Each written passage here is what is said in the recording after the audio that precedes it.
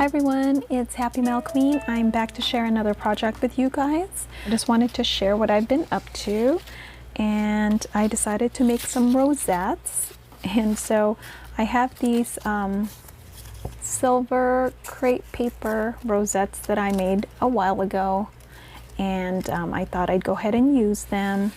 And then I also wanted to create some more of those snack cup from Daiso. So I showed you guys this one last time, but there's also this one right here,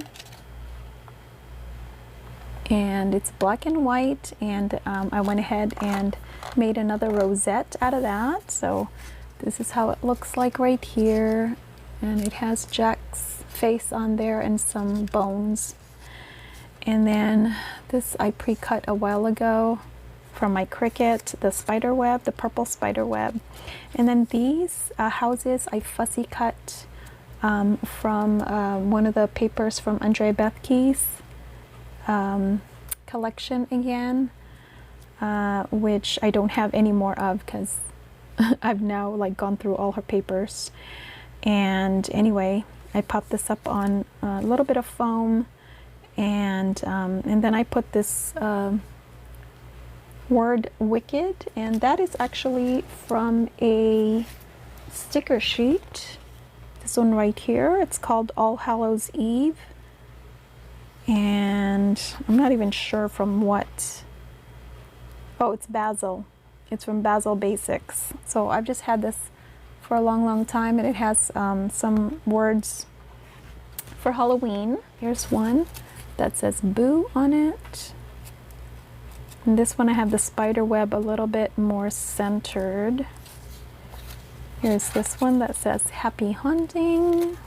So these are just rosettes ready to go, so I can make some toppers. This one says Halloween, and this one says trick or treat. So they're all basically the same. So I made a few of those so I can make some toppers. So that's that one from that collection. Just a couple of things using Frank Garcia's 31 collection. I needed to create a card because I'm sending out just a tiny rack to someone, and I went ahead and made this card right here. So cute. And I used, this is actually from one of the journaling cards, which is this one right here. So this circle here is actually part of this journaling card, but I used my stitched circle to cut it out, and then I put some acetate to make it a shaker. So I created a little, window, and just popped that up with some foam, and so I have a shaker there, and then I kind of just offset the circle to the left of the card. And then I use another journaling card here on the bottom, right here. And then I use this cute paper that has the candy and lollipops. And then I put a lollipop there. I put double-sided foam, sticky foam tape under it to pop it up.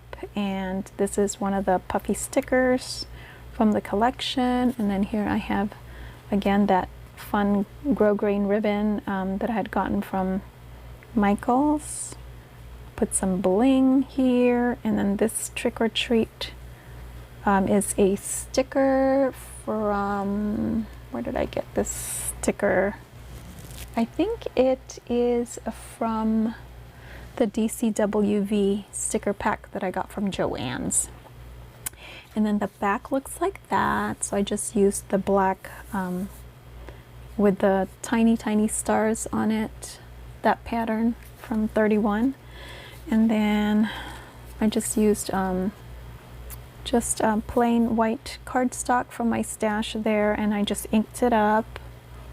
And then I used this pattern paper on the inside. So very simple card.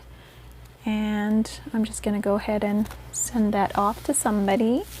And then since I'm sending something else, I needed to create a topper, a matching topper. So I created this one right here. So it's very simple, just a simple, you know, no-brainer topper. I wanted to use some of my trims from Joann's that I got I think a couple of years ago, so I went ahead and did that, and just used one of my dies to make a spider web, and then just matted this piece here with gold cardstock underneath it, and then I used a puffy sticker right here, the candy corn, and then put some bling, and then this is a chipboard sticker from the collection, and it says "You are my pumpkin." So I think it's super cute. I love that little girl there. She's so cute. And this will be, you know, going on a, this is a topper for a little package that I kind of put together. So anyway, that is my project share for today. Thanks so much for watching, and I'll talk to you guys later. Bye.